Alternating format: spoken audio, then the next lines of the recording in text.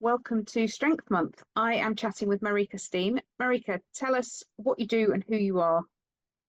Yes, hi Emily. So I'm a functional nutritionist, and that actually means that I like to look at lab work. So I'm more of a test rather than guess person. So I think you need to have a little bit of both because I know especially hormones can be tricky in perimenopause and menopause, but I always like to start from like a baseline and then look at the symptoms and kind of combine those things and work from there. And that's why I'm a functional nutritionist, because I basically I work with a lab test, not only hormones, but also gut testing, food sensitivity, toxin levels, and all these things. And so I'm based in Brussels, but I do work online. Yeah, and I think that's probably it. Awesome. So, our topic this month is strength, and I've kind of invited people to talk about that, whether from a physical point or from a mental standpoint. So, what's your take on strength as we go through perimenopause? Yeah, I mean, of course, there's this kind of exercise aspect, and but I'm not a fitness coach or anything like this. I just know it's very important that you try to put on muscle mass as much as you can. It's to protect your bones. It's also to keep your testosterone at better levels, and it's also basically the weight training is less stress than being that cardio bunny. I don't know if anyone who's watching this is kind of familiar with that, because usually what comes when we come into that age and we put in a little bit of weight, then it's eating less and exercising more, and then you just really get into the wrong thing.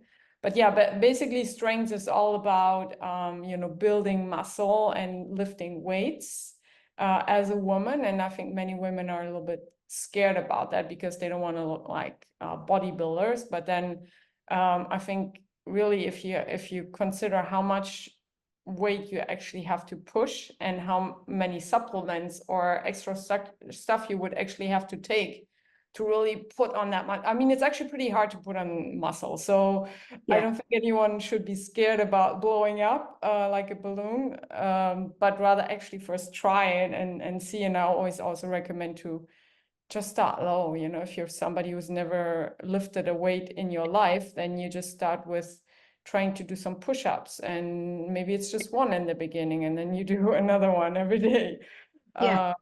Yeah. So, but actually Yeah. my take on strength was more the mental thing. And it's actually the opposite of what most of us are doing. And it's actually putting yourself first. So it's saying no, having the strength to say no to things that are not serving you. If it's, at work or with friends or family, just, if you don't want to do it, if you know it's not good for you, why can't you just say no? And I mean, you don't have to be a bitch about things. You can say things nicely.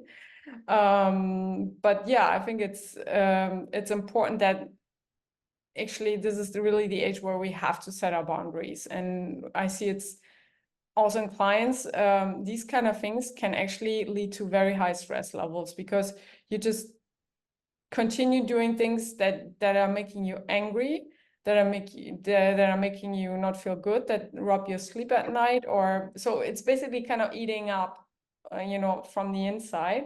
So you really need to kind of set those boundaries and say no. And then the other thing is really just also saying yes to yourself.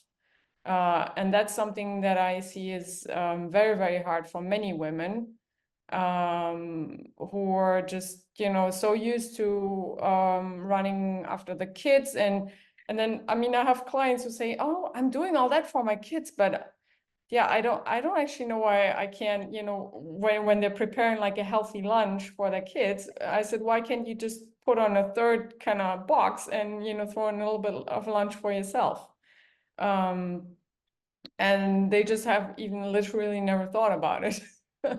Yeah. And then they just find themselves, at 11 kind of stressing about what should I eat, and, ending up making bad choices for their health.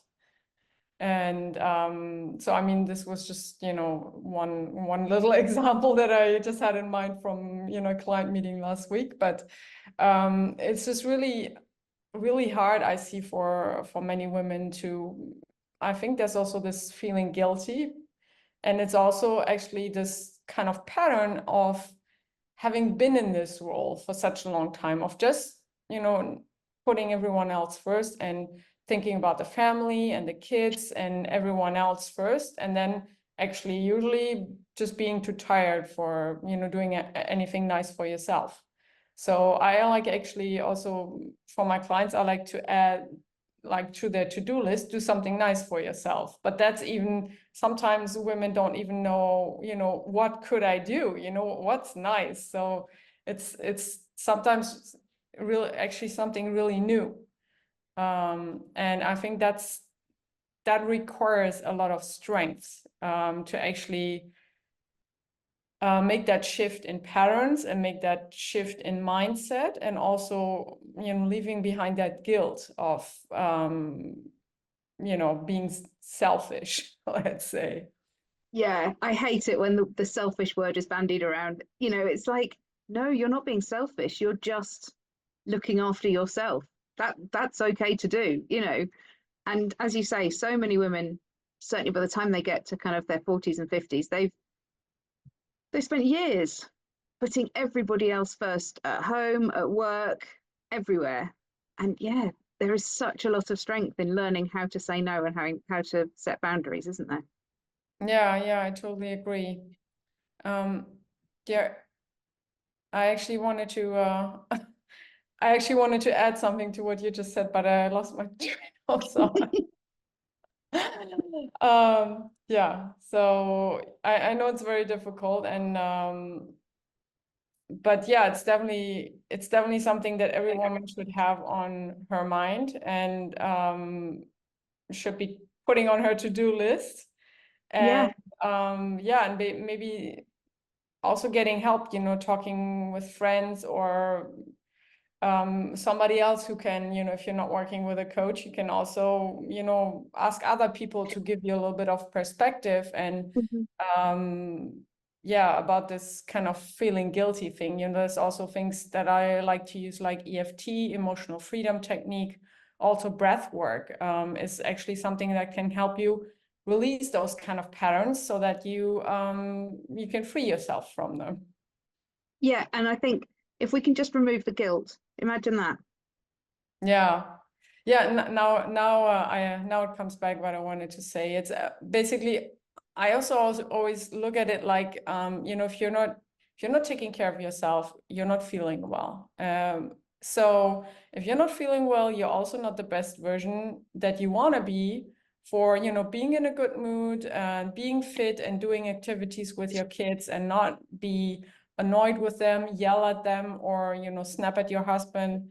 So it's really not that selfish. If you could actually even argue it's the contrary, because you're taking care of yourself so that you're actually the best version, or the of yourself for your all these people that you want to spend time with. So Absolutely. yeah. Absolutely. And I think owning that ourselves, really getting on top of our own boundaries and our own no is, there's so much strength in that. Yeah, and I think also what could be helpful is, because sometimes I feel it's because we're so not used to actually using, doing things for us, that we feel there's no time in our agenda, because we already have like all these activities, and in the morning the kids have to get ready, and then it's off to work, and then so it's basically, if you feel that way, try to keep like a journal, a time journal, where you actually write down the time you spend on doing things. So how much time you actually, scrolling on Instagram at night, or maybe Facebook or something else, if you can cut out like 30 minutes of that and use that time for, preparing your lunch, or something like that. It's just a silly example, but basically just really if you think you don't have time, you probably will have time.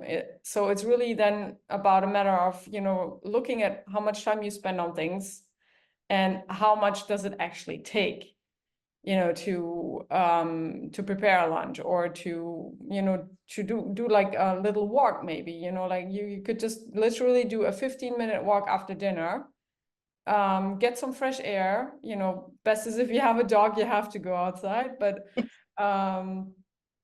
it's basically it's just about, you know, changing the habit and making that change in our brain, who doesn't like change. So it's just about, you know, finding a way to integrate those things into your new routine, and after a while you will actually see that, you know, you've just made a much bigger deal out of it than was necessary. Yeah, no, totally. No, I think that's all just really important, a really important message. So thank you very much, Marieke. Yeah, you're welcome. It's good talking to you as always.